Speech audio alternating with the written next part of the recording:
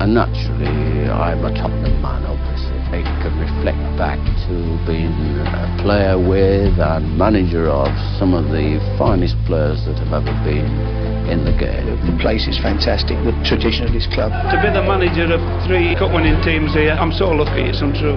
Hotspur America podcast, airing every week during the English Premier League season. What a glory, glory night at White Hart Lane. This great and historic football club. Joyful night down the Tottenham High Road. Hotspur America, the original US-based podcast dedicated solely to Tottenham Hotspur Football Club. Gascoigne gonna have a crack? He is, you know. Oh, I say! Schoolboy's own stuff. I hate Arsenal, just hate them. Oh, what a goal! Unbelievable! Wow, this is incredible. We're the Yids in America. This is there to tap in. What a fantastic run! He scored! And it's turned home. Eric Dyer. This is your Hotspur America. Season 4, episode 32 of the Hotspur America podcast. Deuce is wild with all these road games and 2-2 draws. 2 of them this week, in fact. Juventus 2-2 in the Champions League. And first and foremost, we're going to discuss Rochdale. FA Cup performance. Tim, I know you watched, as we all did. And if you guys hear some weird noises in the background, it's because Simon's in a cab on his way to his hotel because he's traveling. I'm on mute, so I'm reducing the indicator sounds and the whoosh of the windows and shit like that. Yeah, that's commitment. That is podcast commitment. Yes. Where are you, by the way? Where are you? Detroit, Motor City. Rock City, baby. Nice. Hopefully the weather holds up for you. As always, the Community Beer Company are proud sponsors. The perfect pub pint to share with your mates. Grab a sixer and enjoy your evening wherever you may be. Find us on social media. Instagram, Hotspur America Pod. I'll get that out. Twitter, YouTube, Facebook, Spreaker, the iTunes application, as well as the App Store device on your, or the App Store app on your Apple device. I'll get that out as well. It's getting later here, over here in Dallas, as we try to get this thing kicked off. Tim, Llorente, Wanyama, Rose, Winks, the rest of the lads out there today, kind of a Newport 2.0. We looked a little bit better, I thought, but your thoughts on this match?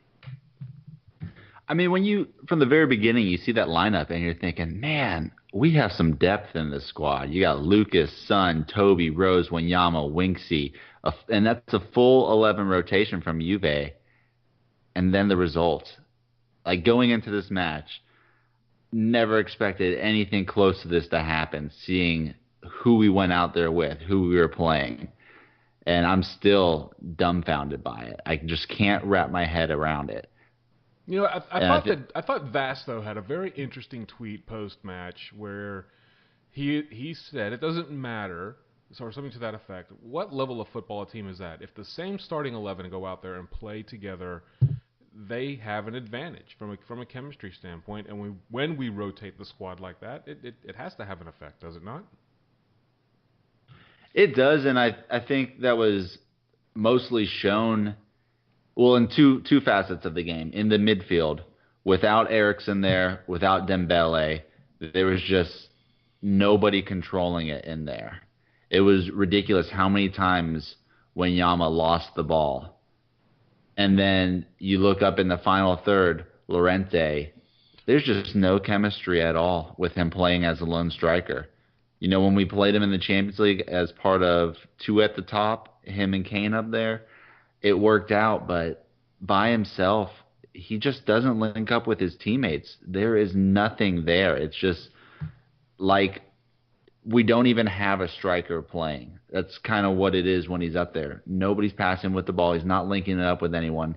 He's just bumbling around slowly, taking up space when he's there by himself. Yeah, and Sam, to stay on the Llorente issue a little bit, it's almost like he's a sloth or a giraffe playing amongst cheetahs. He is so slow and lumbering. It's as if he doesn't really particularly fit into this system. I understand he was a little bit prolific last year for Swansea, scoring upwards of 15 goals for them and leading them in goal scoring, and I understood the buy and the fact that he's willing to sit behind Harry Kane as a striker, but he just doesn't look like he fits in.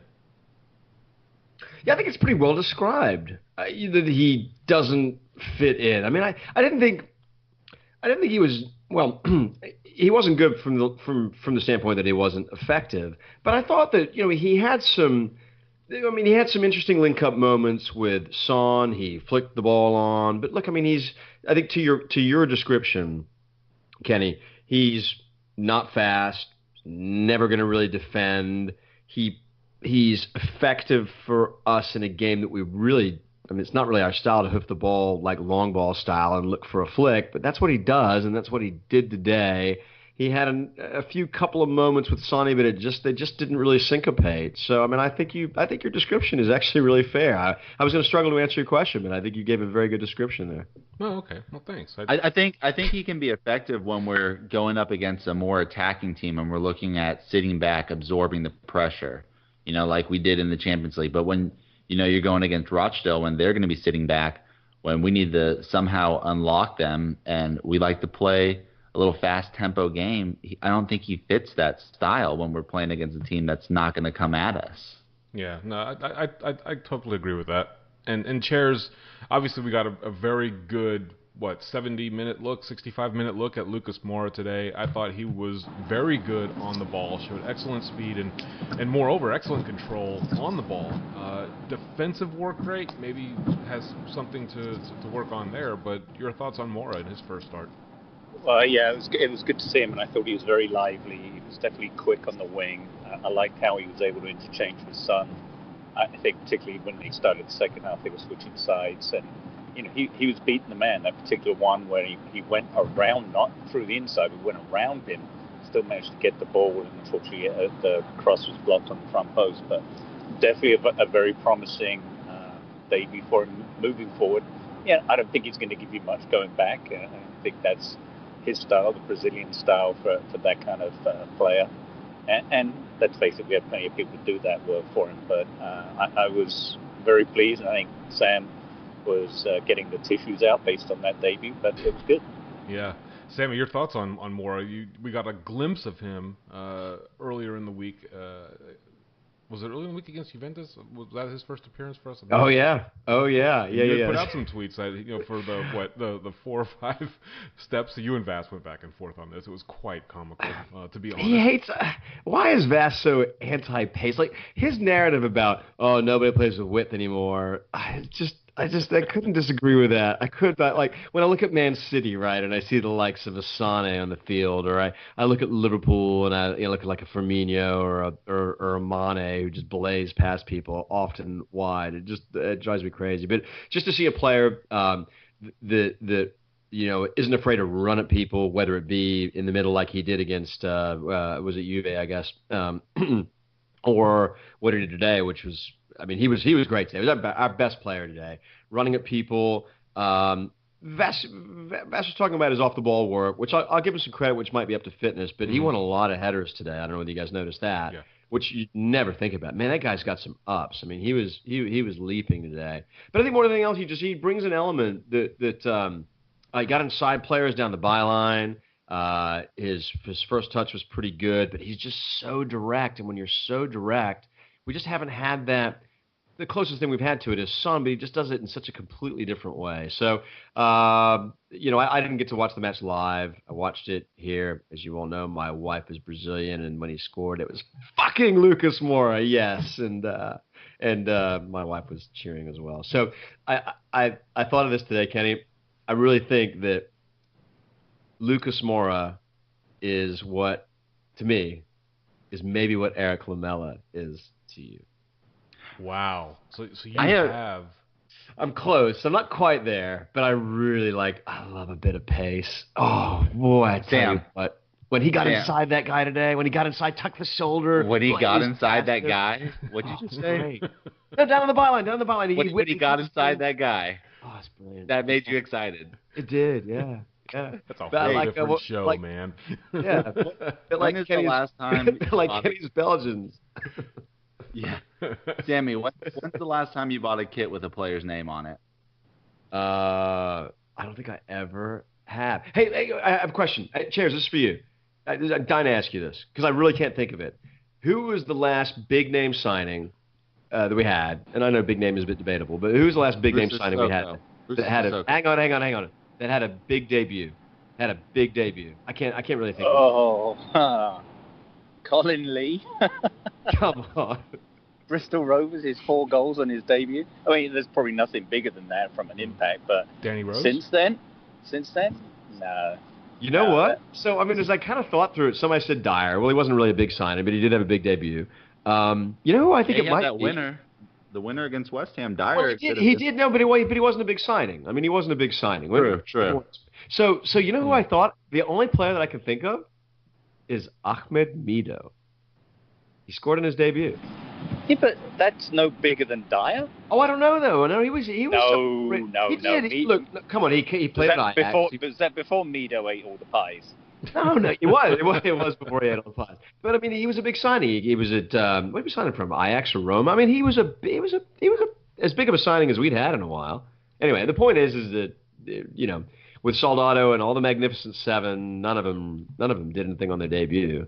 And I know it was Rochdale, so I mean, you can't really get too carried away about it. But he had a very, very, very good performance. And it was a nice goal. It was a nice goal. It was a nice goal. Who was that set up by? Oh, Sissoko.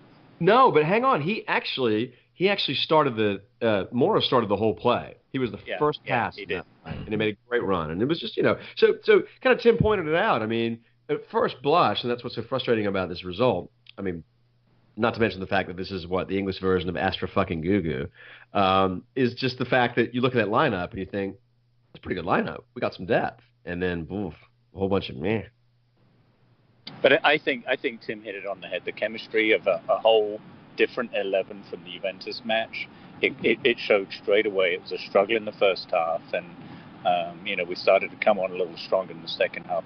The subs, did they really make a difference? I'm not sure Lamella made a difference. Obviously, Kane was there to do his duty when it was time to put the penalty away. But I thought that Dele might have sparked some impetus towards the end, but we still kind of we went to and the funny thing was, I said to Shane, everyone's kind of rubbing their hands. Oh yeah, we're in the quarterfinal. I say, the fat lady hasn't even warmed up yet, and 10 seconds later, the ball's in the back of the net. So that so was you jinxed pretty disappointing. No, I said the fat lady hasn't even warmed up yet. So it hadn't even got to that point. I don't know. So is it? So there's lots of people making the rounds on Twitter today saying, the players were so disrespectful, blah blah blah. Lots of blame on is either Pochettino's fault or the players' fault, and I guess we can all sort of share our opinions here. But is it too much to expect? Granted, is it too much to expect these kind of players, even though they haven't played together? Is it too much to expect for them to go to a Rochdale or a lesser club and play well, even though they've not played collectively together? You know what? It begs an interesting question, because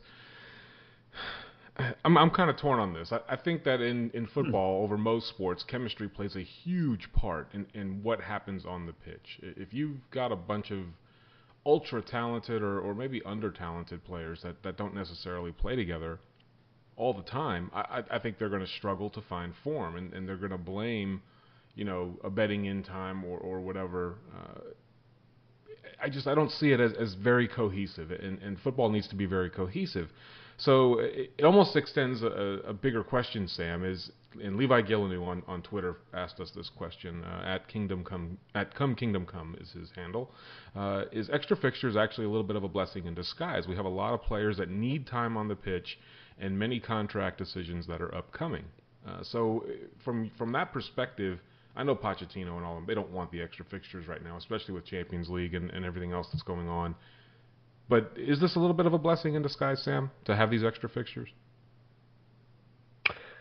Well, I was kind of hopeful that it wasn't necessary, but I suppose it is. I mean, I can't remember who pointed this out, but somebody on Twitter made a very good comment to say, hey, look, I mean, these are players that are either fighting for fitness, or fighting for relevancy, fighting for a place in a starting 11. They have plenty to play for. Our history in the FA Cup is certainly well documented. And they're professionals, and they practice together all the time. So I didn't think that it was really that big of an ask. But to answer your question directly, I don't necessarily think it's it's a good thing from the standpoint that if the argument is they don't get to play together, they're going to get to play together, well, at least to some degree. But it's obviously a bad thing because nobody needs a fixture congestion.